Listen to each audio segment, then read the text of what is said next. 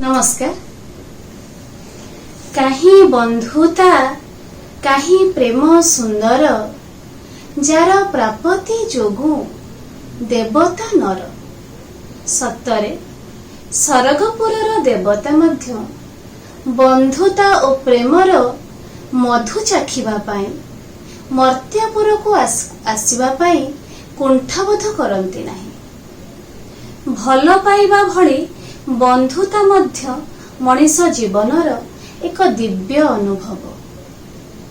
प्रतिटी मनीष जीवन रे थरे ना थरे अनाबिल बंधुत्वर अमीय मंदाकिनी धारारे प्लावित होइथाए। कुहा जाए बंधु हेब तो कर्णंक भली नहेले सुदामांक भली। आम पुराण इतिहास समाज रे बहु निबिड़ बंधुत्वर निदर्शन देखिबाकू मिले।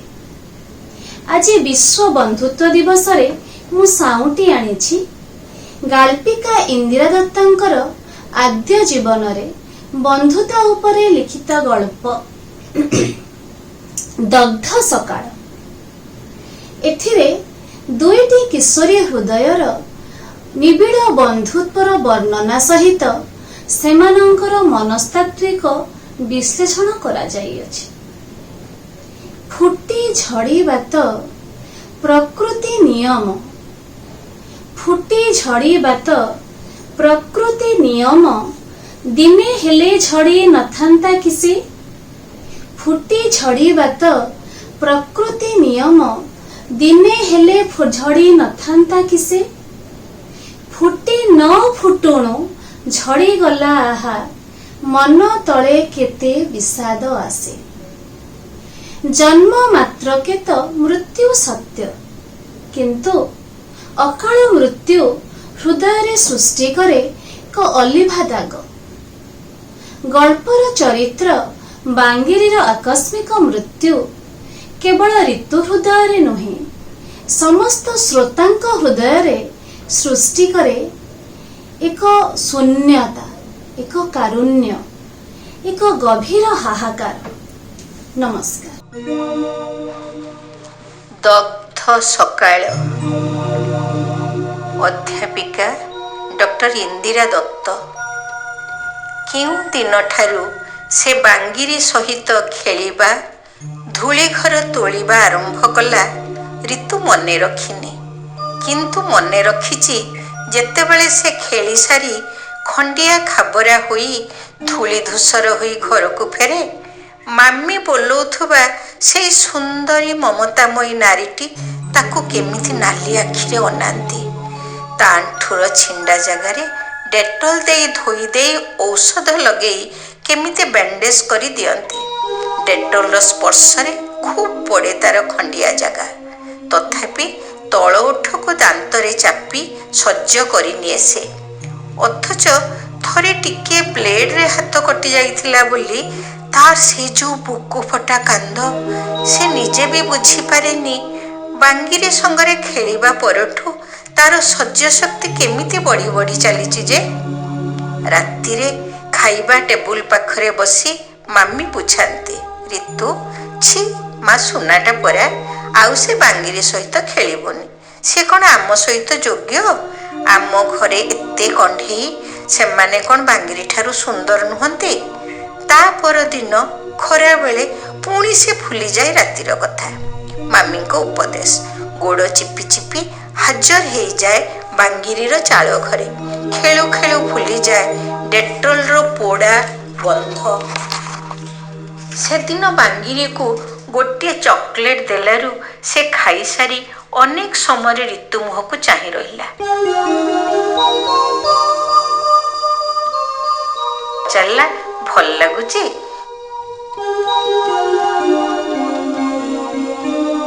खूब जोरे मुंड टुंगारिला बांगिरी। ऋतु गर्भरे कंठ फुलाई कहला, जानू ना आम घरे मु सबु दिन चॉकलेट खाए, रकमारी चॉकलेट। बांगिरी ओठरे लाल, मते आनी दबो ना?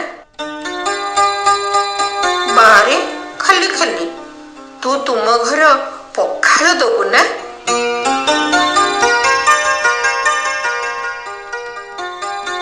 सत ବ୍ରତ କରେ ରିତୁ, ପାଳନ କରନ୍ତି ଦୁହେଁ। ରିତୁ ପଖାଳ ଆଉ ପତ୍ର ପୋଡ଼ା ଖାଉ ଖାଉ କହେ, ତୁ କେଡ଼େ ଶୁଖିଲ, ତୁ କେଡ଼େ ଶୁଖିଲ ବାଙ୍ଗିରି।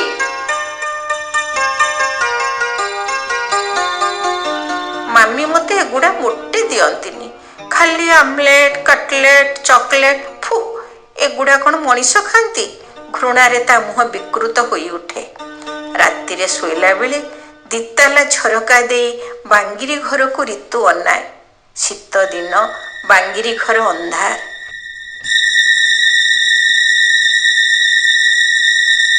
ରିତୁ ଉଷୁମ ରେଜେଇ ତଳେ ଶୋଇ ଶୋଇ ଭାବେ, ବାଙ୍ଗିରି ଏବେ ତା ବୋଉ କୋଳରେ ପଶିଯାଇ ଛିଣ୍ଡା ମଇଳା କନ୍ଥା ତଳେ ଘୁଙ୍ଗୁଡ଼ି ମାରୁଥିବ। ବାଙ୍ଗିରି ପାଠ ପଢ଼େନି, ଖାଲି ଖେଳେ। ଘରେ ତେଲ ନଥିବାରୁ ସଞ୍ଜରେ ଶୁଏ। ଆଉ ସେ ଟିଉସନ୍ କରୁଥିବା ସେ ମ୍ୟାଡ଼ାମ ଆସି ତାକୁ ନାଲି ଆଖି ଦେଖେଇ ଇଂରାଜୀ ପଢ଼ାନ୍ତି। ସେଗୁଡ଼ିକ କଣ୍ଠସ୍ଥ କରି ସେ ଏଇ ଘରେ ଶୁଏ। ତାର ବି ଅନେକ ସମୟରେ ଇଚ୍ଛା ହୁଏ ମାମିର ସେଇ କଅଁଳ ନରମ କୋଳରେ ଶୋଇବାକୁ। କିନ୍ତୁ ମାମି, ସେ ମୋଟେ ତା ଶୋଇବା ଘରେ ରାତିରେ ପାଦ ଦିଅନ୍ତିନି। ମାମିର କୋଳଟା କେତେ ନରମ, କେତେ ଉଷୁମ। ରିତୁ ଆଖିରେ ଲୁହ ଜକେଇ ଆସେ। ବାଙ୍ଗିରିର ନୂଆ ନାଲି ରିବନ ଆସିଛି। ସେ ଖୁବ୍ ଖୁସି। 3 ଥର ରିତୁକୁ ଦେଖେଇ ସାରିଲାଣି। ବାଙ୍ଗିରି ଲାଲି ରିବନ ବାନ୍ଧିଛି। ମୁହଁରେ ହଳଦୀ, ଆଖିରେ କଜଳ ଗାର, ପାନ ଖାଇ ଓଠ ରଙ୍ଗେଇଛି, ଗୋଡ଼ରେ ଅଳତା। ସେ ତା ବାଆ ସାଙ୍ଗରେ ଜାତ ଦେଖି ଯିବ। ରିତୁର ବଡ଼ ବଡ଼ ଆଖିରେ ଲୁହ ଆସିଗଲା। ସେ କହିଲା, ମୋତେ ଛାଡ଼ି ଯିବୁ? ବାଙ୍ଗିରି ଓଠରେ ହସ। ଇସ୍, ତୁ ତ ଧନୀ ଘର ଝିଅ। ଧନୀ ଘର ଝିଅ କ'ଣ ଚାଲି ଚାଲି ଜାତ ଦେଖି ଯାଆନ୍ତି? ରିତୁ ସେଦିନ ଭଗବାନଙ୍କୁ ଅନେକ ଅଭିଶାପ ଦେଇଛି। କାନ୍ଦି କାନ୍ଦି ଆଖି ଫୁଲେଇ ଦେଇଛି। ସେ ଧନୀଘର ପିଲା କାହିଁକି ହେଲା ଯେ? ଧନୀଘର ପିଲା ହୋଇଥିବାରୁ ଅଳତା ହଳଦୀ ଲଗେଇ ପାରୁନି, ପାନ ଖାଇ ପାରୁନି। ରିତୁ ଦେଖେ ଡାଡି ମାମି ଅନେକ ମୋଟା ବହି ପଢ଼ନ୍ତି। ତାଙ୍କ ଘରେ ପାନ ଡାଲା ନାହିଁ, କଞ୍ଚା ହଳଦୀ ବଟା ନାହିଁ। ମମି ତାକୁ କେବେ ରିବନ କିଣି ଦିଅନ୍ତିନି। ସତରେ କେଡ଼େ ସୁଖୀ ବାଙ୍ଗିରିଟା ଯେ। ବାଙ୍ଗିରି ଜାତରୁ ତା ପାଇଁ ବି ଲାଲି ରିବନ ଆଣିଲା। ମାମି ଦେଖିଲେ ରାଗିବେ। ସେ ଭୟରେ ଲୁଚେଇ ଲୁଚେଇ ତା ବବ୍ ବାଳରେ ରିବନ ବାନ୍ଧେ। ଭଲ ଭାବରେ ବାନ୍ଧି ଆସେନି, ରିବନ ଖସି ପଡ଼େ। 10 ବର୍ଷର ଡଉଲ ଡାଉଲ ଶ୍ୟାମଳୀ ବାଙ୍ଗରା ହୋଇ ବାଙ୍ଗିରିର ଚେହେରା। ଅଥଚ ରିତୁର ନହକା ପତଳା ଗୋରା ଦିହରେ ମାଉଁସ ଟିକିଏ ଲାଗିବ ବୋଲି ମମି ତାକୁ କେତେ ଟେବଲେଟ, ଅଣ୍ଡା, ଦୁଧ ଗିଳାନ୍ତି। ତଥାପି ସେ ମୋଟା ହୁଏନି। ସତରେ ସେଦିନ ଯଦି ବାଙ୍ଗିରି ପରି ପଖାଳ ଶାଗ ସେ ଖାଆନ୍ତା, ତେବେ ମୋଟା ହୋଇ ପାରନ୍ତା। ବାଙ୍ଗିରିର ବାହାଘର। ରିତୁ ଏଇ କିଶୋରୀ ବୟସରେ ବାହାଘରର ଠିକ୍ ମାନେ ନ ବୁଝିଲେ ବି ତାର ବାହା ହବାକୁ ଭାରି ଇଚ୍ଛା। ମାମି ବାଙ୍ଗିରି ବାହାଘରକୁ ତାକୁ ଯିବାକୁ ଦେଲେନି। ବାଲକୋନି ଉପରୁ ସବୁ ଦେଖିଲା ରିତୁ। ସେଇଠୁ ବାଙ୍ଗିରି ଘରର ସବୁ ଅଂଶ ଦେଖାଯାଏ। ଅଗଣାରେ ବସି ସଜ ହେଲା ବାଙ୍ଗିରି। ହଳଦୀ ଲଗେଇ ଗାଧେଇଲା, ଶାଢ଼ୀ ପିନ୍ଧିଲା, ଜୁଡ଼ା ପାରିଲା, ମୁଣ୍ଡରେ ସିନ୍ଦୁର, ଓଢ଼ଣା, ଦେହରେ ରୂପା ଗହଣା, ପାଦରେ ଅଳତା। ମୁଗ୍ଧ ହେଲା ରିତୁ। ଇସ୍, କେତେ ସୁନ୍ଦର ଦିଶୁଛି ବାଙ୍ଗିରି। ସେ ବେଦୀରେ ବସି ବାହା ହେଲା। ବାଜା ବାଜିଲା। ରିତୁ ଆଖିରେ ଆଖିଏ ଲୁହ। ସେ କାନ୍ଦୁ ନଥିଲା ବାଙ୍ଗିରି ଶାଶୁ ଘରକୁ ଚାଲିଯିବ ବୋଲି। ସେ କାନ୍ଦୁଥିଲା ଏମିତି ସଜ ହେଇ ବାହା ହେଇ ପାରୁନି ବୋଲି। ସକାଳେ ଗୋଟିଏ ଚକଲେଟ ଡବା ଧରି ହାଜର ହେଇଗଲା ରିତୁ। ଲୁହ ଭରା ଆଖିରେ କହିଲା, ବାଙ୍ଗିରି, ତୁ ଖାଇବୁ ଆଉ ତୋ ବରକୁ ଦବୁ। ବାଙ୍ଗିରି ହସିଲା, କହିଲା, ଛି ରିତୁ, ଏବେ କଣ ଆଉ ଚକୋଲେଟ ଖାଆନ୍ତି? ଆଶ୍ଚର୍ଯ୍ୟ ହେଇ ଅନେଇଲା ରିତୁ। ବାଙ୍ଗିରି ଏଇ ଅଳ୍ପ ଦିନ ଭିତରେ କେତେ କଥା ଜାଣି ସାରିଲାଣି ଯେ। ସିଏ ତ ସୁଧ ବୋକିଟା, କ୍ଲାସରେ ଫାଷ୍ଟ ହୋଇବି କେତେବେଳେ ଚକୋଲେଟ ଖାଆନ୍ତି ସେ କଥା ସେ ଜାଣେନି। ବାଙ୍ଗିରି ବିଦାୟ ନେଲା। ଲୁହ ଗଡ଼େଇ, ଲାଳ ଗଡ଼ାଇ, ସୁର କରି ଅନେକ କାନ୍ଦିଲା। ରିତୁ ରାଗିଲା, ଆଉ ସେ ବାଙ୍ଗିରି ସଙ୍ଗରେ ମୋଟେ କଥା କହିବନି। ବାଙ୍ଗିରି ଏ ଭିତରେ ଏତେ ଗୀତ ଗାଇ କାନ୍ଦି ଶିଖିଛି, ଅଥଚ ଏ କଥା ତାକୁ ମୋଟେ କହିନି। ଗଲାବେଳେ ବାଙ୍ଗିରି ଲୁହ ଆଉ ଲାଳ ଭିତରେ ଜଡ଼ି ସଡ଼ି ଯାଇ ବି ଦୋତଲା ଉପରକୁ ଅନେଇଲା। ରାଗରେ ମୁହଁ ଘୁରାଇ ଘର ଭିତରକୁ ପଶି ଆସିଲା ରିତୁ। ବାଙ୍ଗିରି ଚାଲିଯିବା ପରେ ରିତୁର ସେଇ ଚିରାଚରିତ ଜୀବନ। ସକାଳେ ମ୍ୟାଡାମଙ୍କ ଟ୍ୟୁସନ, ତାପରେ ପବ୍ଲିକ ସ୍କୁଲ, ସଞ୍ଜରେ ଚୁପଚାପ ଗାର୍ଡେନ ଚେୟାରରେ ମାମିଙ୍କ ପାଖରେ ବସିବା, ରାତିରେ ପୁଣି ପଢ଼ି ବସିବା। ମମି ଖୁସି, ଡାଡି ଖୁସି, ସେ ଭଲ ପଢ଼େ, କାହାରି ସାଙ୍ଗରେ ବନ୍ଧୁତା ରଖେନି। ତଥାପି ରିତୁ ସବୁଦିନ ରାତିରେ ଝରକାର ସ୍କ୍ରିନ୍ ଆଡ଼େଇ ବାଙ୍ଗିରି ଘରକୁ ଚାହେଁ। ଖିଟ ଖିଟ ଅନ୍ଧାରରେ କିଛି ଦେଖାଯାଏନି। ରିତୁ ମନରେ ଅନେକ ପ୍ରଶ୍ନ। ବାଙ୍ଗିରି ଏବେ ଶାଶୁ ଘରେ କଣ କରୁଥିବ? ତାକୁ ମନେ ରଖିଥିବ ତ?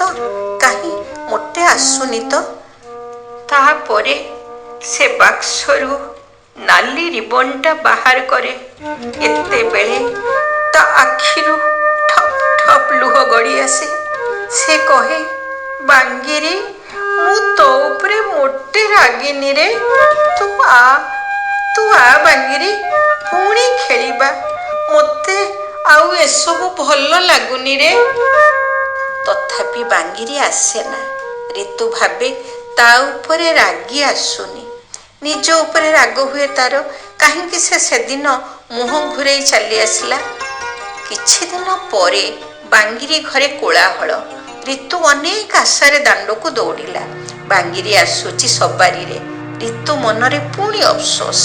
ତାଙ୍କ ଘରେ କାର ଅଛି, ସେ ଅନେକ ଥର ସେଥିରେ ବସିଛି। କିନ୍ତୁ କାର ଆଉ ସବାରି ଭିତରେ କେଉଁଟା ବେଶୀ ଆରାମଦାୟକ?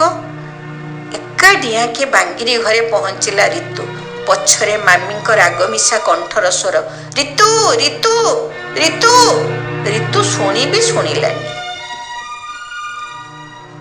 ବାଙ୍ଗିରି ବୋଉ କାହିଁକି କିଛି କହୁନାହାନ୍ତି ଯେ? ରାଗିଛନ୍ତି ବୋଧହୁଏ। ବାଙ୍ଗିରି ଯିବା ପରଠୁ ଏଇ ପ୍ରଥମ ଥର ଏଇ ଘରେ ସେ ପାଦ ଦେଲା। ଇସ୍, କେହି ତାକୁ କଥା କହୁନାହାନ୍ତି କାହିଁକି? ଏ ଭିତରେ କଣ ସମସ୍ତେ ବଦଳି ଗଲେଣି? ନିଜକୁ ବଡ଼ ଅସହାୟ ମଣିଲା ସେ। ବାଙ୍ଗିରି ପାଖରେ ପହଞ୍ଚିଲା ରିତୁ। ଆରେ, ଏ କଣ? ଚମକି ପଡ଼ିଲା ସେ। ଚିହ୍ନି ବି ଚିହ୍ନି ପାରିଲାନି। ବାଙ୍ଗିରିର ସରୁ ସରୁ ବାଉଁଶ କଣି ଭଳି ହାତ ଗୋଡ଼, ପଶିଲା ଗାଲ ଆଉ ଶେତୁଆ ଆଖି। ରିତୁ ଆଖିରେ ଲୁହ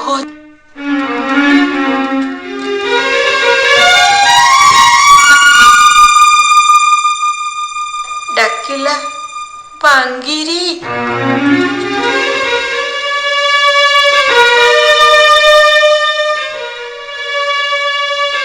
କଣ୍ଠ ତାର ଥରୁଥିଲା, ବାଙ୍ଗିରି। ବାଙ୍ଗିରି ମୁଣ୍ଡ ଟୁଙ୍ଗାରିଲା। ଖରାରେ ତା କପାଳର ସିନ୍ଦୁର ଛକ୍ ଛକ୍ କରି ଉଠିଲା। ରିତୁ ଫେରି ପଡ଼ିଲା ବେଳକୁ ବାଙ୍ଗିରି ତା ଫ୍ରକ୍ ଧରି ଟାଣିଦେଲା। ପଛକୁ ଘୂରିଲା ରିତୁ। ଗଳା ଖାଞ୍ଚି ବାଙ୍ଗିରି କହିଲା, ରିତୁ, ତୁ ବି କଣ ଭାବୁଛୁ ମୁଁ ଆଉ ଭଲ ହେବିନି?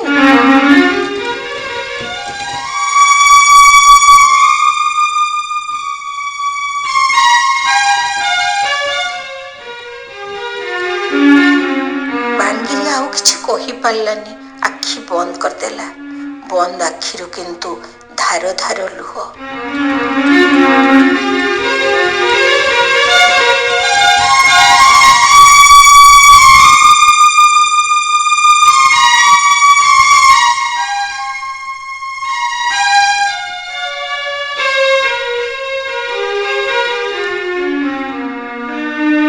ସେଦିନ ବାଙ୍ଗିରି ମା ମାମିକୁ ଆସି କ'ଣ କାନ୍ଦି କାନ୍ଦି କହିଲେ।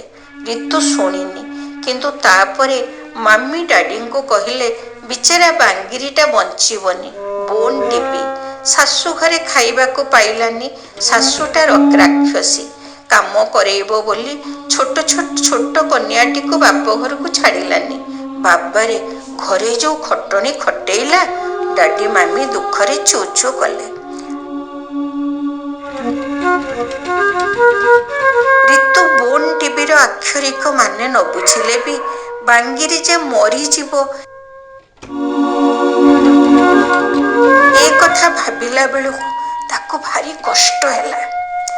ତାହେଲେ ଯେ ଏତେ ଖେଳ, ହସ, ରାଗ, ରୁଷା ଏସବୁ କ'ଣ ମିଛ? ନା ନା, ସେ ବାଙ୍ଗିରିକୁ ମରିବାକୁ ଦବନି।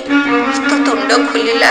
ମାମି, ବାଙ୍ଗିରି କ'ଣ ଯେତେ ଯାହା କଲେ ବି ଭଲ ହବନି?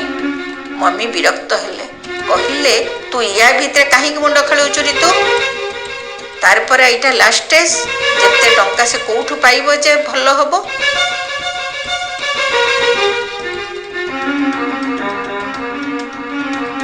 ରିତୁ ଭାବିଲା, ଟଙ୍କା ହେଲେ ବାଙ୍ଗିରି ବଞ୍ଚିଯିବ, ଅଥଚ ମାମି ଆଲମିରାରେ ସେଇ ଯେଉଁ ତାଡ଼ା ତାଡ଼ା ନୋଟର ଥାକ। ସେଦିନ ଗଲା ବେଳକୁ ବାଙ୍ଗିରି ସେଜରେ ଶୋଇଥିଲା, ସେଜ ସହିତ ମିଶି ଯାଇଥିଲା ଯେମିତି। ରିତୁ ଚୁପଚାପ ପହଞ୍ଚିଲା। ତାକୁ ଦେଖି ବାଙ୍ଗିରିର ଧଳା ଆଖି ଉଜ୍ଜଳି ଉଠିଲା, ଓଠରେ ହସ ଉକୁଟିଲା। ସେ କହିଲା, ଗୋଟିଏ ମଜା କଥା ଶୁଣିବୁ ରିତୁ? ତାପରେ ସେ ଆଖି ବନ୍ଦ କଲା, ଯେମିତି କିଛି ମନେ ପକେଇବା ଚେଷ୍ଟା କରୁଛି। ପୁଣି କହିଲା, ମୋ ବର ନା ଥରେ ନିରୋଳାରେ ଆମ ଘର ଅଗଣାରେ ମୋତେ କୁଣ୍ଢେଇ ପକେଇ ଭୋଗ ଦେବେ ବୋଲି ମୋ ମୁହଁ ଟେକୁଥିଲା ବେଳେ ମୋ ଶାଶୁ ପହଞ୍ଚିଗଲେ। କହିଲା, ଜାଣୁ ନା, ତାପରେ ତାଙ୍କୁ ଯୋଉ ଗାଳି। ଏଥର ମୁହଁ ଶୁଖେଇ ବାଙ୍ଗିରି କହିଲା, ତୁ ତ ମୋଟେ ସହିପାରନ୍ତୁନି। ଗାଳି କଥା ଶୁଣି ହଠାତ୍ ତାର ମନେ ପଡ଼ିଗଲା ମାମିଙ୍କ ନାଲି ଆଖି ଆଉ ଗମ୍ଭୀର ସ୍ୱର। ରିତୁ, ବାଙ୍ଗିରି ପାଖକୁ ଆଉ ଯିବୁନି, ତାକୁ ରୋଗ ହେଇଛି। ଗାଳି ଭୟରେ ତା ମୁହଁରେ ଟୋପି ଟୋପି ଝାଳ ବିନ୍ଦୁ ଦେଖାଗଲା। ରିତୁ ଆଡ଼କୁ ନ ଅନାଇ ବାଙ୍ଗିରି କହି ଚାଲିଲା, ମୋତେ ନା ଭାରି ହସ ଲାଗିଲା। ସେ ମୋତେ କୁଣ୍ଢେଇ ପକେଇଲା ବେଳେ ଯୋଉ କାଟୁଥିଲା ନା, ଠିକ୍ ହେଇଛି, ଗାଳି ଶୁଣିଛନ୍ତି। ଏଥର ବାଙ୍ଗିରିର କଣ୍ଠ ଗମ୍ଭୀର। ଆଚ୍ଛା, ମୋର କ'ଣ ହେଇଛି କହିପାରିବ ରିତୁ? ସେ ନା ମୋତେ ଆଉ ନିରୋଳାରେ ଜାକି ଧରି ସୁନ୍ଦରୀ ବୋଲି କହୁନାହାନ୍ତି। ରିତୁ ସବୁ ଜାଣିଲା ପରି ଓଠ ଫୁଲେଇ କହିଲା, ତତେ ତ ବୋନ୍ ଟିବି, ତୋର ଔଷଧ ଖାଇଲେ, ଡାକ୍ତର ଦେଖାଇଲେ ଯାଇ ଭଲ ହବୁ। ଖାଲି ଟଙ୍କା ହେଲେ ହେଲା, ଜାଣୁ ଆମ ଘରେ ବହୁତ ଟଙ୍କା। ବାଙ୍ଗିରି କହିଲା, ସତରେ? ତୁ ମୋତେ ଟଙ୍କା ଆଣି ଦେଇପାରିବୁ? ଭଲ ହେଲେ ଯେତେବେଳେ ତାଙ୍କ ଘରକୁ ଯିବି, ସେ ମୋତେ ଦେଖି ଖୁସି ହେଇଯିବେ। ମୋ କାନ ପାଖରେ ଚୁପ୍ ଚୁପ୍ କରି କହିବେ, ତୁ କେଡ଼େ ବୁଦ୍ଧିମତୀ ଲୋ। ହଁ, ତୁ ପରା ତେନ୍ତୁଳି ଆଚାର ଭଲ ପାଉ ରିତୁ। ମୋ ଶାଶୁ ଘରେ ଶିକାରେ ତେନ୍ତୁଳି ଆଚାର ଅଛି, ମୁଁ ନିଶ୍ଚିତ ଭାବରେ ଚୋରେଇ ଆଣିଦେବି, ତୁ ଟଙ୍କା ଆଣିଦେବୁ ନା? ତେନ୍ତୁଳି ଆଚାର ଲୋଭରେ ରିତୁ ଓଠରେ ଲାଳ ଜମିଗଲା। ସେ ଦୃଢ଼ କଣ୍ଠରେ କହିଲା, ଦେଖିବୁ ବାଙ୍ଗିରି, ଟଙ୍କା ନହେଲେ ମୁଁ ତୋ ପାଖକୁ ମୋଟେ ଆସିବିନି। ତୁ ମୋଟେ ଚିନ୍ତା କରନା, ନିଶ୍ଚୟ ଭଲ ହେଇଯିବ। ରିତୁ ଦୌଡ଼ିଲା।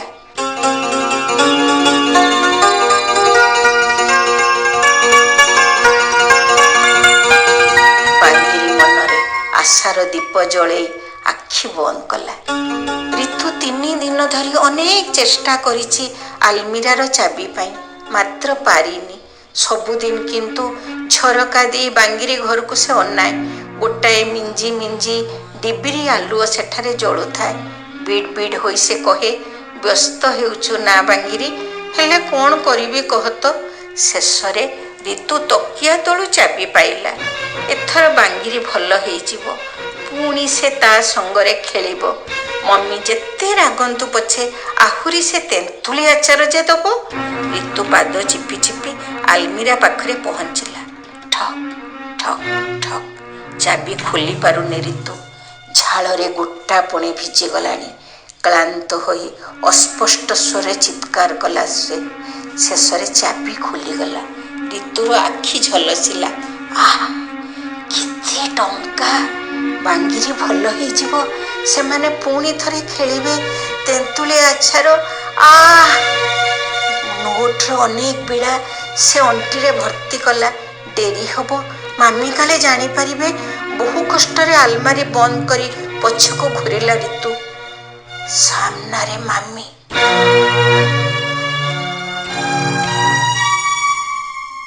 ସତେକି ଆଖିରୁ ନିଆଁ ଖସି ପଡ଼ିବ। ସେ ଚିତ୍କାର କଲେ, ତୁ ଚୋରି କରିଛୁ ରିତୁ, ତୁ ଚୋରି କରୁଛୁ। ରିତୁ ଆଖିରେ ପୃଥିବୀ ଘୁରୁଛି। ସେ ଚୋରି କରିଛି, ଚୋରି କରିବା ପାପ, ସେ ପାପ କରିଛି। ବାଙ୍ଗିରି ଭଲ ହେବ, ଟଙ୍କା ଦରକାର, ତେନ୍ତୁଳି ଆଚାର, ମାମିଙ୍କ ଆଖି। ତାର ଆଉ କିଛି ମନେ ନାହିଁ। ଚେତା ଆସିଲା ବେଳକୁ ସେ ଦେଖିଲା ସେ ସେଜରେ ଶୋଇଛି। ପାଖରେ ମମି ଡାଡି, ଦୁହେଁ ଗମ୍ଭୀର। ଡାକ୍ତର ଅନ୍ୟପଟେ କ'ଣ ଲେଖୁଛନ୍ତି। ମାମିଙ୍କ ଆଖିରେ ଆଖି ପଡ଼ିଲା ତାର। ଭୟରେ ଆଖି ବନ୍ଦ କଲା ରିତୁ। କାନ୍ଦର ରୋଳ ଉଠୁଛି ବାଙ୍ଗିରି ଘରୁ। ବାଙ୍ଗିରି ବୋଉ ମୁଣ୍ଡ କଚାଡ଼ୁଛନ୍ତି। ରିତୁ ସେ କାନ୍ଦ ଶୁଣିଲା। ଘଟଣା ବୁଝିବା ପାଇଁ ତାକୁ ଦୌଡ଼ି ଯିବାକୁ ଇଚ୍ଛା ହେଲା। ଅଥଚ ଏପାଖେ ମାମି ଡାଡି, ସେପକ୍ଷେ ଯେ ଡାକ୍ତର। ବିଚାରୀ ବାଙ୍ଗିରି କେତେ ଆଶା ନେଇ ଅନେଇ ରହିଥିବ। ରିତୁ ଆଖିରେ ଲୁହ, କପାଳରେ କାହାର ନରମ ପରଶ, କଅଁଳିଆ ପ୍ରଶ୍ନ। ମା ରିତୁ, ଭଲ ଲାଗୁଛି? ଇଚ୍ଛା ଥାଇ ବି ରିତୁ ଶୁଣିଲାନି। ରାଗରେ, ଅଭିମାନରେ। ରିତୁ ଯେତେବେଳେ ଶୁଣିଲା ବାଙ୍ଗିରି ମରିଯାଇଛି, ସେ ଦୌଡ଼ି ଯାଇ ଝରକା ଦେଇ ବାଙ୍ଗିରି ଘରକୁ ଅନେଇଲା।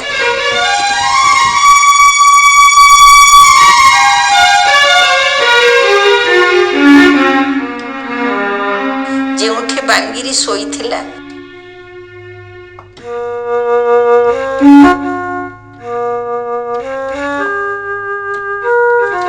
ସେଇଠି ତା ବୋଉ ଲୁହ, ଲାଳ, ଧୂଳି ଧୂସର ହୋଇ ପଡ଼ି ରହିଛନ୍ତି।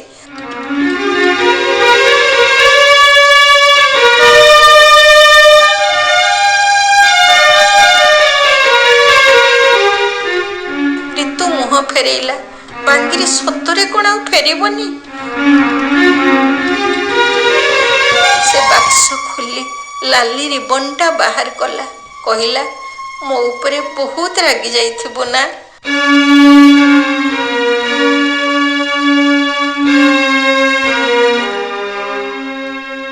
ମୁଁ କ'ଣ କରିଥାନ୍ତି କହ? ଧରା ପଡ଼ିଗଲି ରେ। ମୋତେ କ୍ଷମା କରିଦେ ବାଙ୍ଗିରି। ତୁ ଆ, ମୋ ରାଣ, ତୁ ଫେରିଆ। ରିତୁର କଣ୍ଠ ବାଷ୍ପରୁଦ୍ଧ ହୋଇଗଲା।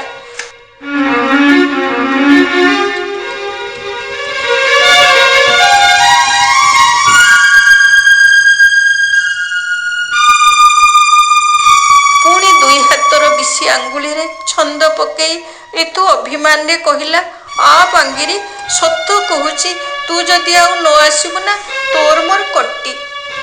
ଯେଉଁଦିନ ମାମି ରିତୁକୁ ନିରୋଳାରେ ଟଙ୍କା କଥା ପଚାରିଲେ, ଅନେକ ଚେଷ୍ଟା ସତ୍ତ୍ୱେ ବି ସେଦିନ ସେ କିଛି ଉତ୍ତର ଦେଇ ପାରିଲାନି। ସେ ଖାଲି ଦେଖିପାରୁଥିଲା ବାଙ୍ଗିରିର ସେଇ କୋଟରଗତ ଆଖି ଆଉ ଧୀର ଧୀର କଥା। ମୋତେ ଟଙ୍କା ଆଣି ଦିଅନ୍ତୁନି।